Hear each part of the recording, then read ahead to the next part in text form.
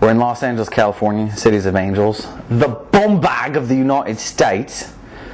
And what's the name of the studio we're at? Salami Studios. But it's not called Salami outside, is it? It's called Devonshire Studios. Because that was famous years ago. And you can't change the name, and you can't have something called salami, and you can't put a large salami on the marquee on the street. Not in this neighborhood. And we're doing voiceover work. Yes, we are. So how many voiceover people did you have to listen to? Before we narrowed it down to 13, 50, 60. How many hours was that? 50, 60.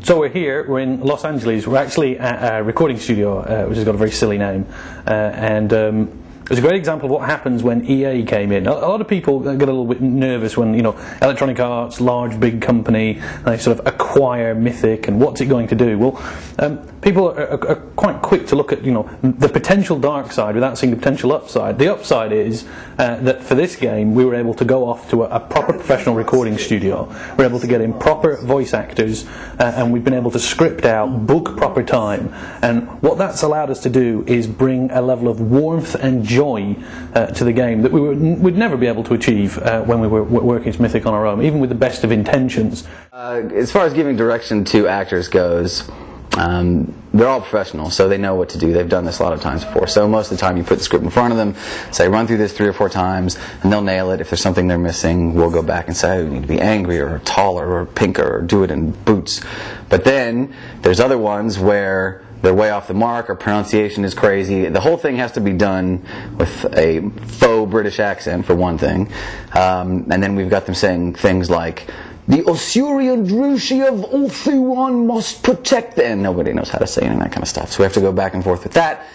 Pronunciation? Pronunciation here is Teclis. To Teclis the wise! To Teclis the wise! And then lastly, the screaming and the dying and the pain and things like that. By the time an actor has already said a couple thousand lines of dialogue, they pretty much just want to go home. And then we're asking them to blow their pipes out so they can't work out for the rest of the week for anybody else. Scream louder, again, again, again, louder, louder, louder. So it takes a lot of gentle pushing and getting them to really give us their all. Things like die more honorably, even though you've died 32 times already. This death needs to be particularly honorable. Or a more satisfactory kick in the groin scream is what we need from you at this point. So that sort of thing. And so these people come in, and this is what they do for a profession. They're very good at it, and they're given the dialogue. They've all read their lines numerous times. They've gone to web resources. We tell them the sort of things they need to look for. We actually did a 20-minute explanation of the voices which we send out to them. So they're busy giving the words, and you have that great moment as a designer or a writer. You're able to hear the words come alive, and you're able to hear them float through the speakers, and they give a completely new understanding to the game you're making. Sigma. Comrades in arms. Comrades in arms? Risen again? Are you having a laugh? Suddenly I'm Ricky Gervais. The character is sort of going, don't let me be the last emperor of the empire, you know, stand with me to... He's calling upon a dead god, effectively, to help him. But he's not an emperor. Oh, explode like a pigeon. Eat like an orc, explode like a pigeon. There you go, next one. You're adventuring? You're adventuring? You're lucky to be alive. You're lucky to be alive. You're lucky to be alive. Have you no fight? Good. Pistons? What use is pistons to me? Order must prevail. Show them elven skill. Show them elven skill. Hold your head high. I'd like to add a couple more cursing. So Who wouldn't? do Nadgers. What? Nadgers. Nadgers. Rhymes with badgers. Badgers. Nadgers! Nadgers! As I'm getting hit. Yeah. Please. Nadgers! Here we go. Hold on. Take 15. Can't wait for the slate. Here we go. Nadgers! Nadgers! Blimey. Blimey! Blimey! Lummox. Blummix? Like lummox. With a B. Yes. Blummix! Blummix! And Pasties. Pasties! The note here, the Shining Host is the name of your army, so you're going to say it with pride. We are the Shining Host. Okay. We are the Shining Host, and we will never falter. We are the Shining Host, and we will never falter. Can I have one more like the first one? We are the Shining Host, and we will never falter.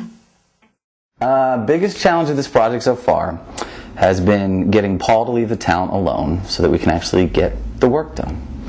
He just wants to put glasses on them, talk to them, impress them with his knowledge of Warhammer and his fancy pants. Once we get that under control, the second biggest challenge would be, frankly, getting all the different characters in the game voiced by a small number of actors. And the ability of these men and women to just hit a tone or change the way they talk and then hit a level of consistency on it time and time again.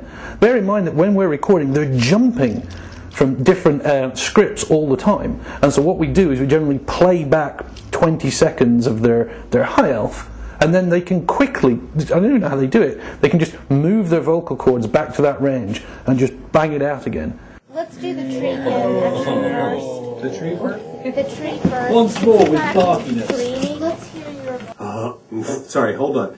Can I hear a little bit of the... Yeah, get back to our tree voice. 1,000 voices echo the lament of the forest. Who dares come here to make war with the trees? 1,000 voices echo. Okay, take two. Oh. Good. There's been a lot of giggling, and most of it we can't use in the game, unfortunately, until we get the rated M for mature version of the game on the shelves. But there is a lot of dialogue that takes place in pubs, so the direction might be you're a dwarf, you're drunk, you're telling another dwarf a joke about your wife, and it'll start out as what's on the page, and then it sort of grows and expands to all sorts of things that come off the top of actors' heads or are suggested by other people in the room. And there's been a lot of very funny things. I'm trying to think which ones that I can repeat. Some involving the aristocrats. Wrecked them, hell! Damn near killed them! Good. It's the aristocrats. That place. And the Asian says, what's it called? And he says, the aristocrats. It's the aristocrats. Fabulous. Good. Has this army got a name? Yes, the aristocrats. Good, hang on a second. Come on out for a second. That's dead.